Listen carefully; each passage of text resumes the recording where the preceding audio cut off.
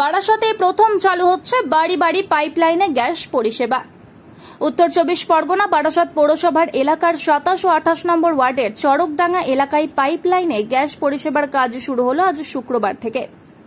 আপাতত পৌরসভার শহর এলাকায় পরিষেবা চালু করতে তৎপর বেঙ্গল গ্যাস কোম্পানি লিমিটেড।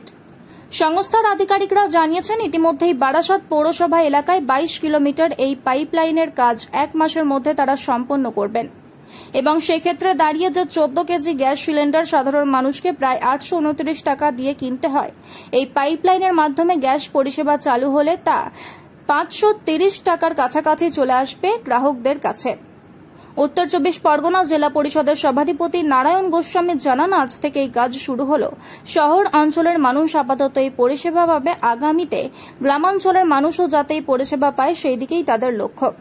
তবে যদিও বামেদের দাবি সমস্ত কিছু সঠিকভাবে সম্পন্ন হলে সময়ই বলবে, ফল না পাওয়া পর্যন্ত কিছুই বলা সম্ভব নয়। তবে পাইপলাইনে গ্যাস পরিষেবার উদ্যোগে খুশি সাধারণ মানুষ, তবে দাম কমবে তাতেই আশাবাদী রয়েছে সাধারণ মানুষজন। পাশাপাশি তারা এটাও মনে করছেন দুর্ঘটনার আশঙ্কাও কমবে অনেকটাই। তবে পাইপলাইনে গ্যাস পরিষেবা কতদিনে সম্পন্ন হয়, সাধারণ মানুষের পরিষেবা কবে পায় সেদিকেই তাকিয়ে সমস্ত মহল। এখানে এই বেঙ্গল গ্যাস কোম্পানির যারা অথরিটি পার্সন যারা আছেন এই কোম্পানির হয়ে, তারা আমাদেরকে যেটা অ্যাসিওর করেছেন দাম অনেক রিডিউসড হবে।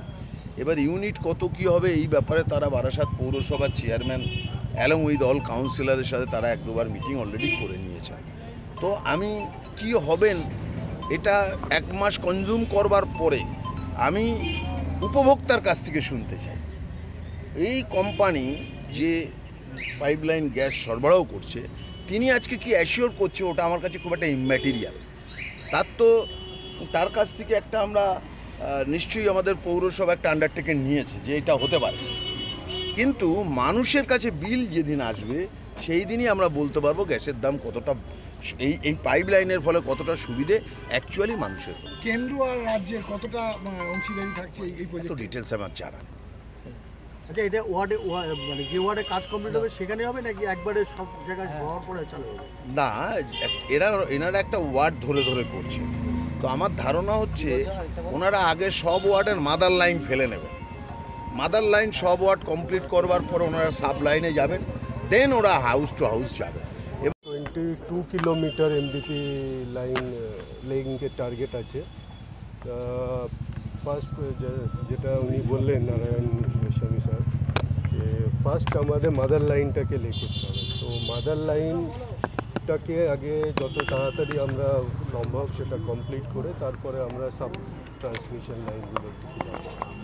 তো hopefully it will be completed by within 1 month. মোটামুটি এই গোটা বারাসাত শহরে এই পাইপলাইনের কাজ সম্পূর্ণ হতে কতটা সময় লাগতে পারে? মানুষ পরিষেবা পাবে। 22 kilometre we have to lay and we hope that it will be completed by 1 month. 1 month.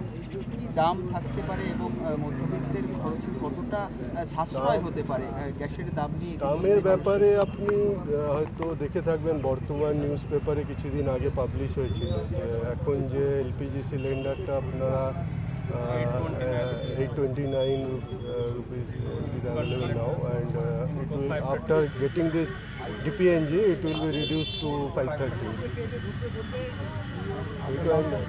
আমার নাম সোমনাথ দাস, আমি বেঙ্গল গ্যাস কোম্পানি। সাশ্রয় হবে, মানুষের অসুবিধা অনেকটা দুঃখ হবে। আর গ্যাসের যে পরিমাণে দাম বাড়ছে, মানুষের একটু গ্যাস নিয়ে হাহাকার হচ্ছে। এই পাইপলাইনের সিস্টেমটা যারা আমরা করতে চাচ্ছি, যদি এই সিস্টেমটা ঠিকঠাকভাবে পরিষেবা পাওয়া যায়, যত তাড়াতাড়ি পাওয়া যায়, যদি সুবিধা দেওয়া যায় খুব ভালোই হবে। গ্যাসের দাম কিছুটা কমবে বলে? গ্যাসের দাম অবশ্যই কমবে, ওদের যে পাইপলাইন গ্যাস দাম কমলে মানুষের সাশ্রয় হবে, গরিব মানুষ কিছু। আমার নাম মৃণাল চক্রবর্তী। Thank you. সব কাজই হচ্ছে ফলেনো পরিচয়, ফল যা হবে তার থেকে পরিচয় পাওয়া যাবে। এখন এই গ্যাস সিলিন্ডারে আসছে না পাইপলাইনে আসছে তার উপরে গ্যাসের দাম ওঠানামা খুব একটা নির্ভর করে না। গ্যাসের দাম, তৈলজাত দ্রব্য তাদের মূল্য বৃদ্ধি কিংবা হ্রাস নির্ভর করে হচ্ছে সরকারি নীতির উপরে, বিশেষ করে সেন্ট্রাল গভর্নমেন্ট। এবং এই গ্যাস বলুন তেল বলুন তার উপরে সেস নেয়, সেন্ট্রাল গভর্নমেন্টও নেয়, রাজ্য সরকারও নেয়।